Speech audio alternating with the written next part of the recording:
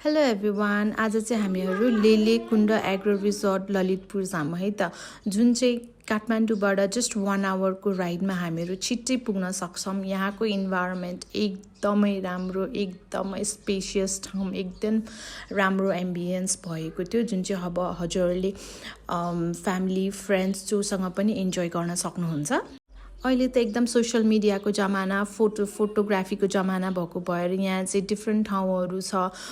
Photo खिचेपछि राम्रो views आउने, बच्चाहरूको लागि पिङ रिफ्रेसमेन्टको लागि राम्रो भ्यूहरू देखिने ठाउँहरू भएको भएर हजुरहरू जान सक्नुहुन्छ है त। हामी पनि गएको थियौँ, एकदमै रमाइलो लाग्यो, एकदमै बिजी प्लेस थियो, खाना पनि एकदम मिठो थियो। मैले फोटो चाहिँ खिच्न पाएन, फनमै एकदम खानाको फोटो खिच्न बिर्सेछु, तर यो एकदम रमाइलो ठाउँ हो होइन। बच्चाहरूको लागि, बुढा मान्छेहरूको लागि, जस्ट अब हाम्रो एजहरूको लागि एकदम राम्रो ठाउँ हो। हजुरहरू पनि गएर आफ्नो बच्चाहरूलाई खेलाएर इन्जोय गर्न सक्नुहुन्छ।